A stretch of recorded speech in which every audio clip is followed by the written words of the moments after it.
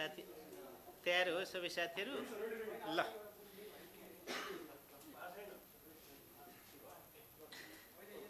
बाँच्दैन।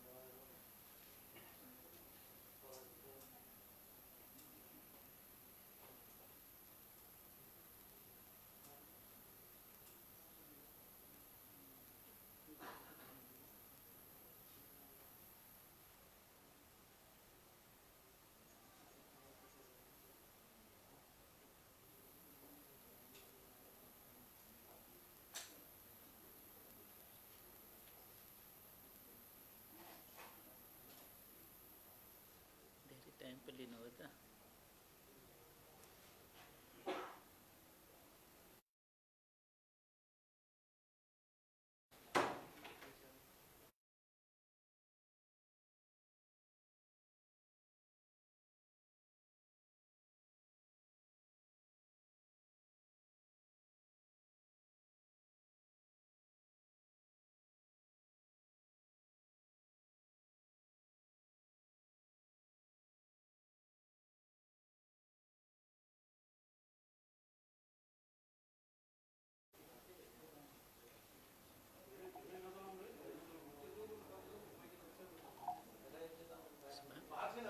उम्,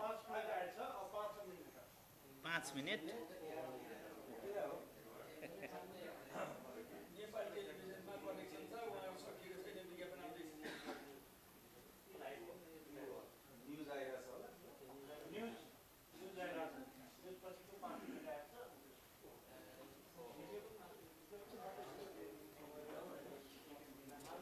तपाईँ रेकर्ड गर्दै गर्ने अनि पछि जहाँ सुरु हुन्छ त्यो गरे हुँदैन।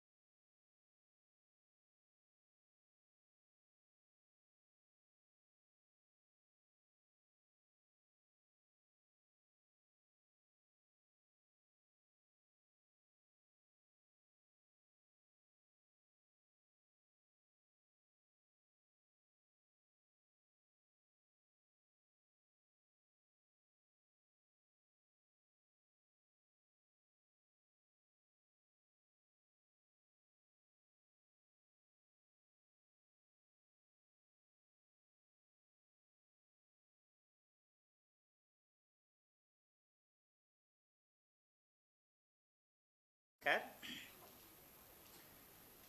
नेपाल राष्ट्र बैंकको सञ्चालक समितिले आज 2079 श्रावण 6 गते आर्थिक वर्ष 2079-80 को मौद्रिक नीति पारित गरेको छ। म उक्त मौद्रिक नीतिका मुख्य विधाहरू यहाँहरू समक्ष निवेदन गर्न चाहन्छु। समष्टिगत आर्थिक स्थायित्वमा देखिएको चुनौतीलाई मध्यनजर गरी आर्थिक वर्ष 2079-80 को मौद्रिक नीति तयार गरिएको छ। यसको कार्यदिशा तय गर्दा मुख्य रूपमा मूल्यमा परेको चाप र बढ्दो चालु खाता एवं शोधनान्तर घाटाका कारण बाह्य क्षेत्रमा परेको दबावलाई केन्द्रमा राखिएको छ। साथै यो मौद्रिक नीति तर्जुमा गर्दा नेपाल सरकारको नीति तथा कार्यक्रम, बजेटका लक्ष्य र प्राथमिकता, मुलुकको वर्तमान आर्थिक तथा वित्तीय स्थिति एवं सम्भावित परिदृश्यका अतिरिक्त सरोकारवालाहरूबाट प्राप्त राय सुझावहरूलाई समेत ध्यान दिइएको छ। म अब आर्थिक वर्ष 2078-79 मा लिएका मौद्रिक नीतिको समीक्षा छोटकरीमा निवेदन गर्न चाहन्छु। आर्थिक वर्ष 2078-79 मा विस्तृत मुद्रा प्रदायको वार्षिक वृद्धि दर 18% हुने प्रक्षेपण रहेकोमा 2079 जेठ मसान्तमा वार्षिक बिन्दुगत वृद्धि दर 9% कायम भएको छ। आर्थिक वर्ष 2078-79 मा मौद्रिक क्षेत्रबाट प्रभाव हुने निजी क्षेत्रतर्फको कर्जाको वृद्धि दर 19% हुने प्रक्षेपण रहेकोमा 2079 जेठ मसान्तसम्ममा वार्षिक बिन्दुगत वृद्धि दर 16% कायम भएको छ। बैंक तथा वित्तीय संस्थाहरूको अन्तर्ब्याङ्क दर 4% देखि 7% को करिडरभित्र कायम गर्ने मौद्रिक नीतिको विद्यमान सञ्चालन लक्ष्य रहेकोमा 2079 आसारमा यस्तो भारित औसत अन्तर्ब्याङ्क दर 7% रहेको छ। आर्थिक वर्ष 2078-79 मा यस ब्याङ्कबाट रु 9,702 अर्ब 41 करोड बराबरको तरलता प्रवाह भएको छ। अब म आर्थिक वर्ष 2079-80 को समग्र परिदृश्य व्याख्या गर्न चाहन्छु। मौद्रिक नीति 2078-79 को तेस्रो त्रैमासिक समीक्षा गर्दाको समयमा देखिएको अन्तर्राष्ट्रिय आर्थिक परिदृश्य यथावतै रहेको छ। रुस युक्रेन युद्धले अन्तर्राष्ट्रिय आर्थिक वातावरणलाई अनिश्चित बनाएको छ भने मूल्यमा चाप पर्दै गइरहेको छ। फलस्वरूप सन् 2022 र सन् 2023 मा विश्व उत्पादन र व्यापारको विस्तारमा कमी आउने प्रक्षेपण रहेको छ। मूल्यमा परेको चाप र कसिलो नीतिगत व्यवस्थाका कारण विकसित तथा उदयमान मुलुकहरूमा ब्याज दरहरू थप बढ्नुका साथै विश्व अर्थतन्त्र नै आर्थिक मन्दीमा जान सक्ने अनुमान विश्व ब्याङ्क तथा अन्तर्राष्ट्रिय मुद्रा कोषको रहेको छ। नेपालमा कोभिड सङ्क्रमण कम हुनुका साथै यस विरुद्धको खोप सहज रूपमा उपलब्ध भएको छ। पर्यटक आगमनमा सुधार आउन थालेको छ। रोजगारीको लागि बाह्य मुलुक जाने नेपालीहरूको सङ्ख्या बढेको छ। स्थानीय तहको निर्वाचन सम्पन्न भइसकेको छ भने सङ्घीय संसद तथा प्रदेश सभाको चुनाव हुन गइरहेको छ। यसले गर्दा आन्तरिक माग बलियो रहने देखिन्छ। साथै निर्माणाधीन केही जलविद्युत परियोजनाहरू सम्पन्न भई करिब 700 मेगावाट विद्युत राष्ट्रिय प्रसारण प्रणालीमा थप हुने क्रममा रहेको छ। उपयुक्त पृष्ठभूमि तथा बजेट वक्तव्य 2079-80 मा समावेश भएका नीतिगत व्यवस्था र कार्यक्रम कार्यान्वयनका अतिरिक्त उद्योगको क्षमता उपयोग समेत बढ्ने आधारमा आर्थिक वृद्धि औसतभन्दा उच्च रहने देखिन्छ। तथापि रासायनिक मलको अभाव, बाह्य क्षेत्रमा रहेको दबाव, तरलता सङ्कुचन र मूल्य वृद्धि जस्ता पक्षहरूले अपेक्षित आर्थिक वृद्धि हासिल गर्ने दिशामा भने केही चुनौती सिर्जना गर्ने देखिएको छ। अब म आर्थिक वर्ष 2079-80 को मौद्रिक नीतिको स्वरूप, मौद्रिक कार्यदिशा निवेदन गर्न चाहन्छु। मूल्य र बाह्य क्षेत्र स्थायित्व कायम राख्दै समष्टिगत आर्थिक स्थायित्व प्रवर्धन गर्ने र वित्तीय साधनलाई उत्पादनशील क्षेत्रमा प्रवाह गराई उत्पादकत्व अभिवृद्धि मार्फत आर्थिक वृद्धिलाई सहयोग पुर्याउने गरी मौद्रिक नीतिको कार्यदिशा सजगतापूर्वक कसिलो राखिएको छ। कर्जा कुल गार्हस्थ उत्पादन अनुपात उच्च रहेको सन्दर्भमा कर्जा वृद्धि भन्दा पनि कर्जालाई उत्पादनशील क्षेत्रमा प्रवाह गराउनेतर्फ मौद्रिक नीतिको प्राथमिकता रहनेछ। कोभिड-19 सङ्क्रमणको समयमा लिएका सहज नियामकीय व्यवस्थाहरूलाई क्रमशः कटौती गर्दै विवेकशील नियामकीय मापदण्ड अनुरूप बनाइनेछ। कृषि लगायतका उत्पादनशील क्षेत्र, निर्यात र कोभिड महामारीबाट पुनरुत्थान हुन बाँकी अति प्रभावित क्षेत्रमा मात्र उपलब्ध गराउने गरी पुनर्कर्जा सुविधालाई पुनरावलोकन गरिनेछ। साना घरेलु, लघु तथा मध्यम उद्यमहरूको लागि कर्जा पहुँच बढाई कर्जाको अधिक केन्द्रीकरण क्रमशः कम गर्नेतर्फ मौद्रिक नीतिको जोड रहनेछ। साथै निश्चित उत्पादनशील क्षेत्र र व्यापारिक क्षेत्रमा प्रवाह हुने कर्जाको ब्याज दरमा अन्तर कायम गरिनेछ। सबल वित्तीय प्रणालीले मौद्रिक नीतिको प्रसारलाई प्रभावकारी बनाउने हुँदा समष्टिगत विवेकशील नियमका साथै कर्जाको गुणस्तर सुधार मार्फत वित्तीय स्थायित्व कायम गर्न जोड दिइनेछ। भुक्तानी तथा वित्तीय कारोबारलाई डिजिटलाइजेसन गर्दै वित्तीय साक्षरता, वित्तीय पहुँच र वित्तीय समावेशिता अभिवृद्धि गरी मौद्रिक नीतिको दायरा बढाइनेछ। मौद्रिक नीतिको संरचना र लक्ष्य। मौद्रिक नीतिको विद्यमान रणनीतिक संरचना र भारतीय रुपियाँसँगको स्थिर विनिमय दरलाई मौद्रिक नीतिको अंकुशको रूपमा यथावत राखिएको छ। ब्याज दरलाई मौद्रिक नीतिको प्रसार माध्यमको रूपमा सुदृढ गर्दै सञ्चालन लक्ष्यको रूपमा कार्यान्वयनमा रहेको बैंक तथा वित्तीय संस्था बीचको भारित औसत अन्तर्ब्याङ्क ब्याज दरलाई निरन्तरता दिएको छ। विदेशी विनिमय सञ्चितले वस्तु तथा सेवाको आयात धान्य क्षमता र मुद्रास्फीतिलाई नीतिगत दर निर्धारण गर्ने प्रमुख आधारको रूपमा लिइनेछ। वार्षिक लक्षित मुद्रास्फीति भन्दा कम नहुने गरी नीतिगत दर निर्धारण गरिनेछ। सञ्चालन लक्ष्यको स्थितिको आधारमा खुल्ला बजार कारोबार सञ्चालन गरी तरलता व्यवस्था गरिनेछ। भारित औसत अन्तर्ब्याङ्क ब्याज दरलाई सञ्चालन लक्ष्यको रूपमा लिई ब्याज दर करिडोर मार्फत मौद्रिक व्यवस्थापन गर्ने रणनीति कार्यान्वयन हुँदै आएको सन्दर्भमा मुद्रा प्रदाय तथा कर्जा विस्तारलाई मौद्रिक नीतिको कार्यदिशाको स्थिति मापन गर्ने सूचकको रूपमा प्रयोग गरिनेछ। तदनुरूप आर्थिक वर्ष 2079-80 मा विस्तृत मुद्रा प्रदायको वृद्धि दर 12% र निजी क्षेत्रतर्फ जाने कर्जाको वृद्धि दर 12.6% रहने प्रक्षेपण रहेको छ।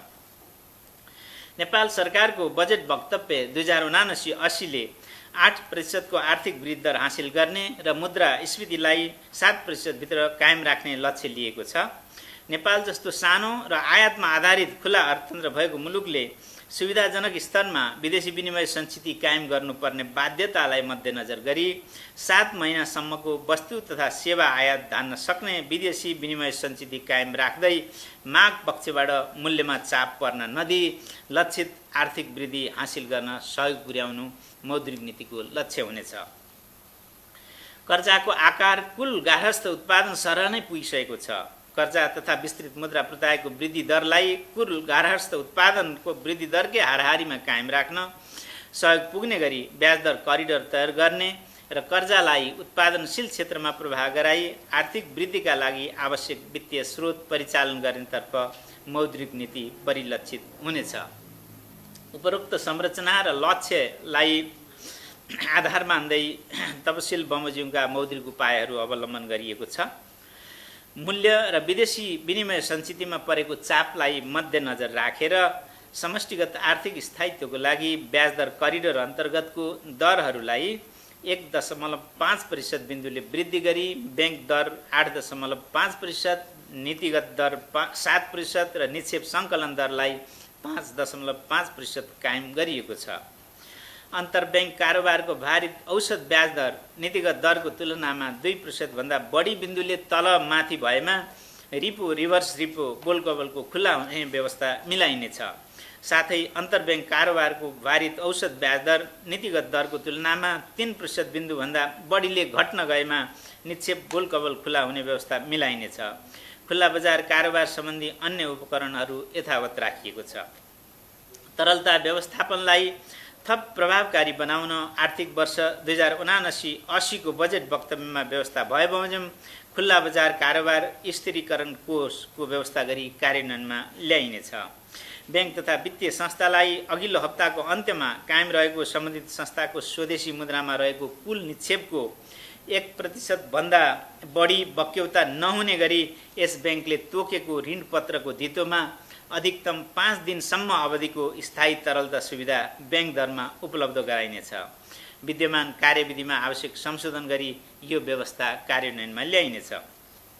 ब्याङ्क तथा वित्तीय संस्थाले कायम गर्नुपर्ने अनिवार्य नगद मौजदात अनुपातलाई 2079 भाद्र 1 गतेदेखि लागू हुने गरी 1% बिन्दुले वृद्धि गरी 4% पुर्याइनेछ। ब्याङ्क तथा वित्तीय संस्थाहरूले कायम गर्नुपर्ने वैधानिक तरलता अनुपातलाई वृद्धि गरी 2079 पुस मसान्तसम्ममा वाणिज्य ब्याङ्कहरूले 12%, विकास ब्याङ्क र वित्त कम्पनीहरूले 10% पुर्याउनु पर्ने व्यवस्था गरिनेछ। मौद्रिक नीतिको प्रसारण संयन्त्रलाई प्रभावकारी बनाउन ब्याङ्क तथा वित्तीय संस्थाहरूले ब्याज दर तय गर्ने सम्बन्धी विद्यमान नीतिगत व्यवस्थामा आवश्यक पुनरावलोकन गरिनेछ। अब म वित्तीय क्षेत्र सम्बन्धी केही व्यवस्थाहरू निवेदन गर्न चाहन्छु। कोभिड महामारीको समयमा आर्थिक पुनरुत्थानलाई गति प्रदान गर्न अवलम्बन गरिएका कर्जा पुनर्संरचना एवं पुनर्तालिकीकरण, ब्याज पुँजीकरण, लाभांश वितरण लगायतका नियामकीय व्यवस्थामा आवश्यक पुनरावलोकन गरिनेछ। कोभिड-19 महामारीका कारण आर्थिक वर्ष 2076-77बाट स्थगन गरिएको काउन्टर साइक्लिकल क्यापिटल बफरको व्यवस्थालाई 2080 साउनदेखि कार्यान्वयनमा ल्याउन आवश्यक व्यवस्था मिलाइनेछ। उक्त व्यवस्थालाई क्षेत्रगत रूपमा समेत कार्यान्वयन गर्ने सम्बन्धमा अध्ययन गरिनेछ। वाणिज्य ब्याङ्क र लघुवित्त वित्तीय संस्थाहरू एक आपसमा आफ्नै वर्गभित्र गावी वा प्राप्तिमा गई 2079 पुस मसान्तभित्र एकीकृत कारोबार सञ्चालन गरेमा मात्र यस ब्याङ्कबाट प्रदान हुँदै आएको मर्जर तथा प्राप्ति सम्बन्धी छुट तथा सुविधा उपलब्ध हुने व्यवस्था मिलाइनेछ। ब्याङ्क तथा वित्तीय संस्थाले जारी गरेको ऋणपत्रलाई कर्जा निक्षेप अनुपात प्रयोजनका लागि स्रोतको रूपमा गणना गरिरहेकोमा त्यस्तो गणना गर्न सकिने अवधि 2080 आषाढ मसान्तसम्म रहने व्यवस्था मिलाइनेछ। ब्याङ्क तथा वित्तीय संस्थाबाट ठुला कर्जा उपभोग गर्दै आएका ऋणीहरूको पहिचान गर्न लार्ज एक्सपोजर फ्रेमवर्क तयार गरिनेछ। साथै ठुला ऋणीहरूले ब्याङ्किङ प्रणालीबाट उपभोग गरिरहेको कर्जाको अनुगमनलाई थप प्रभावकारी बनाइनेछ। विद्यमान एकल ग्राहक कर्जा सम्बन्धी सीमालाई पुनरावलोकन गरिनेछ। समष्टिगत आर्थिक चरहरूमा आउने उतार चढावका कारण ब्याङ्किङ क्षेत्रमा आउने दबाव परीक्षण गर्न म्याक्रो स्ट्रेस टेस्टिङ फ्रेमवर्क तयार गरी कार्यान्वयनमा ल्याइनेछ। ब्याङ्क तथा वित्तीय संस्थाले कर्जाको लागि सुरक्षण राखिएको सम्पत्तिको बिमा गराउँदा बिमा दाबीले कर्जा रकम खाम्ने गरी बिमा गराउनु पर्ने व्यवस्था गरिनेछ। ब्याङ्क तथा वित्तीय संस्थाबाट अधिकतम रु 5 करोडसम्म कर्जा उपभोग गरेका उद्यम व्यवसायहरूले 2079 आषाढ मसान्तसम्म तिर्नुपर्ने कर्जाको सामा तथा ब्याज 2079 असोज मसान्तसम्म भुक्तानी गरेमा प्यानल ब्याज लिन नपाउने व्यवस्था गरिनेछ। उत्पादनशील र व्यापारिक क्षेत्रमा जाने कर्जाको ब्याज दरमा भिन्नता ल्याइनेछ। हाललाई ब्याङ्क तथा वित्तीय संस्थाले खाद्यान्न उत्पादन, पशुपक्षी, मत्स्यपालन, निर्यातजन्य र 100% स्वदेशी कच्चा पदार्थमा आधारित उत्पादनमूलक उद्योगका लागि रु 2 करोडसम्मको कर्जा प्रवाह गर्दा आधार दरमा अधिकतम 2% बिन्दुसम्म प्रिमियम थप गरी ब्याज दर निर्धारण गर्न पाउने व्यवस्था गरिनेछ। निजी क्षेत्रलाई सूचना प्रविधि तथा औद्योगिक पार्क निर्माण गर्न कर्जा प्रवाह गर्दा आधार दरमा अधिकतम 2% बिन्दुले प्रिमियम थप गरी ब्याज दर निर्धारण गर्ने व्यवस्था मिलाइनेछ। पूर्वाधार क्षेत्रमा लगानी गर्ने गरी स्थापित नेपाल पूर्वाधार विकास ब्याङ्कको लगानी क्षमता वृद्धिका लागि पूर्वाधार क्षेत्रमा नै लगानी गर्ने गरी स्थापना भई सञ्चालनमा रहेका अन्य वित्तीय संस्थासँग मर्जर तथा प्राप्ति मार्फत चुक्ता पुँजी वृद्धि गर्न प्रोत्साहित गरिनेछ। ब्याङ्क तथा वित्तीय संस्था मर्जर तथा प्राप्तिको समयमा धितोपत्र कारोबार रोक्ने सम्बन्धी यस ब्याङ्कबाट जारी भएको विद्यमान व्यवस्था खारिज गरी धितोपत्र बोर्डको नियमन बमोजिम हुने व्यवस्था मिलाइनेछ।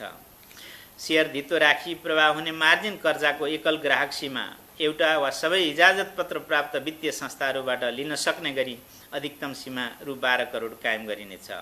सेयर ब्रोकर मार्फत नियमित र व्यवस्थित हुँदै गएपछि यस्तो मार्जिन कर्जा सम्बन्धी व्यवस्था हटाइनेछ।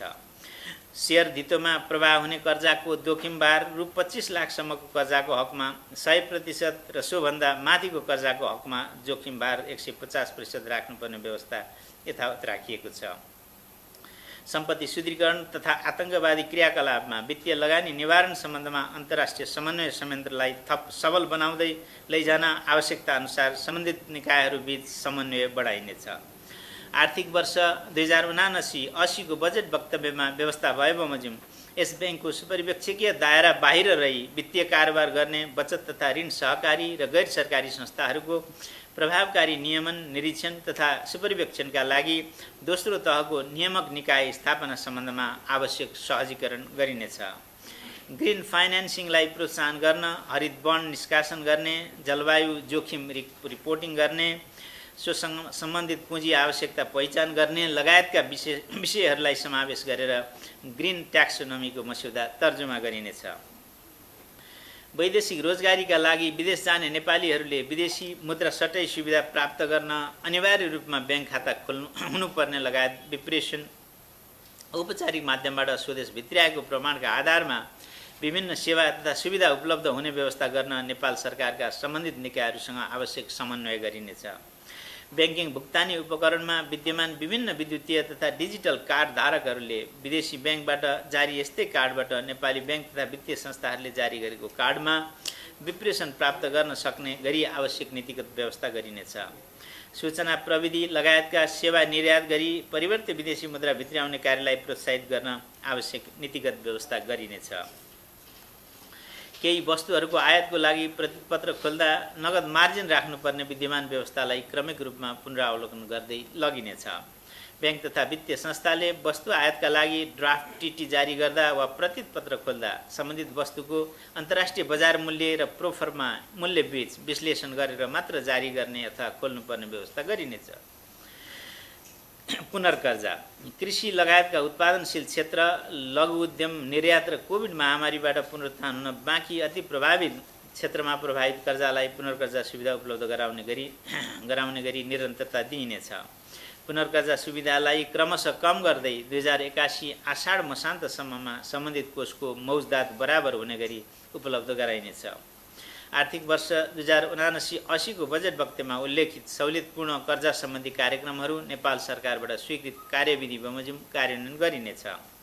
स्टार्टअप व्यवसायमा कर्जा पहुँच बढाउन वैकल्पिक वित्तका स्वरूपहरू जस्तै peer to peer lending, crowd funding जस सम्बन्धमा अध्ययन गरिनेछ।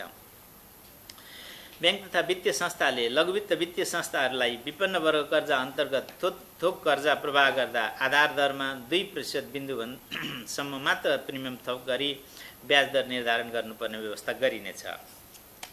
लघुवित्त वित्तीय संस्थाहरूले आफ्नो पुँजीकोष बराबरको ऋणपत्र जारी गरी स्रोत परिचालन गर्न सक्ने व्यवस्था गरिनेछ।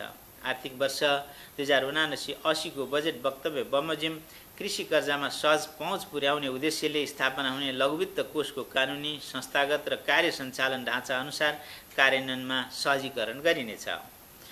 विद्युतीय भुक्तानी कारोबारलाई प्रोत्साहन गर्दै लैजाने कार्यलाई निरन्तरता दिएको छ। आर्थिक वर्ष 2079-80लाई विद्युतीय भुक्तानी कारोबार प्रवर्धन वर्षको रूपमा मनाउन आवश्यक संस्थागत समन्वय गरिनेछ। इनोभेसन सेन्टर र रेगुलेटरी स्यान्डबक्स स्थापना सम्बन्धी अध्ययन गरिनेछ।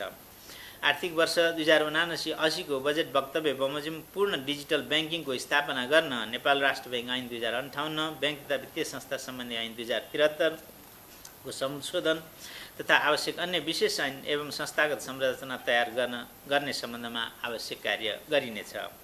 भुक्तानी सम्बन्धी कार्य गर्ने अनुमति प्राप्त संस्थाहरू एक आपसमा गाभिने तथा प्राप्ति गर्ने, यस्ता संस्थाहरूमा तोकिएको सीमासम्म वैदेशिक लगानी भित्र्याउने लगायत अनुमति सम्बन्धी विद्यमान नीतिगत व्यवस्था पुनरावलोकन गरिनेछ। अन्त्यमा आन्तरिक उत्पादनको तुलनामा तीव्र रूपमा विस्तार भएको समग्र मागका कारण चालू खाता एवं शोधनान्तर घाटा उल्लेख्य बढ्न गएकोले बजारबाट तरलता प्रसूचित हुन गई ब्याज दरमा दबाव पर्न गएको छ। अन्तर्राष्ट्रिय आर्थिक परिदृश्य, रुस युक्रेन युद्ध, इन्धनको मूल्य वृद्धि, आन्तरिक उत्पादन तथा समष्टिगत मागको स्थिति, आयात तथा विप्रेषण अपराधको प्रवृत्ति आदिलाई दृष्टिगत गर्दा मूल्य तथा बाह्य क्षेत्रमा परेको चाप केही समयसम्म कायम नै रहने देखिन्छ। यसर्थ मूल्य तथा बाह्य क्षेत्र सम्बन्धी परिदृश्य र आर्थिक वृद्धिको लक्ष्यलाई दृष्टिगत गरी मौद्रिक नीतिको कार्यदिशालाई सजगतापूर्वक ढङ्गले कसिलो राखिएको छ। यसबाट समष्टिगत आर्थिक स्थायित्व कायम राख्दै आर्थिक क्रियाकलापहरू चलायमान बनाइराख्न सहयोग पुग्ने अपेक्षा राखिएको छ। यस मौद्रिक नीतिको कार्यान्वयनबाट आन्तरिक तथा बाह्य स्थायित्व कायम राख्न सहयोग पुग्ने विश्वास रहेको छ। मुद्रास्फीति तथा विदेशी विनिमय संचितिले आयात धान्य क्षमतामा आउने परिवर्तनका आधारमा मौद्रिक नीतिको त्रैमासिक समीक्षा गर्दा मौद्रिक उपायहरूमा आवश्यकता अनुसार परिवर्तन गरिनेछ।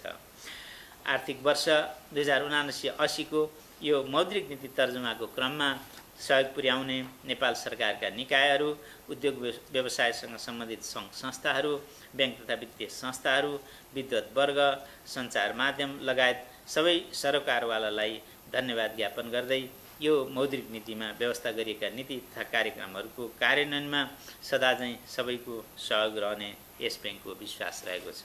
हस्त धन्यवाद, नमस्कार।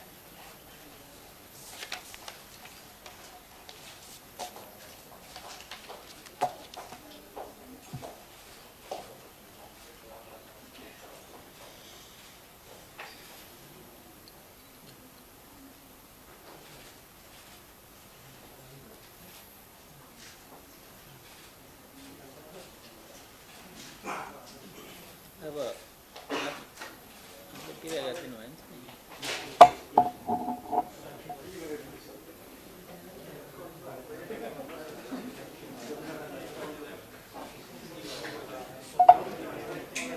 ए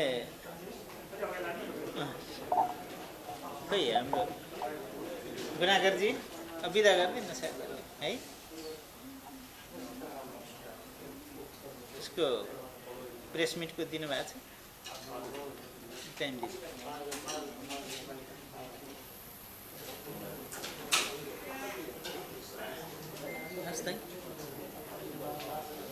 हस् ल साथीहरू।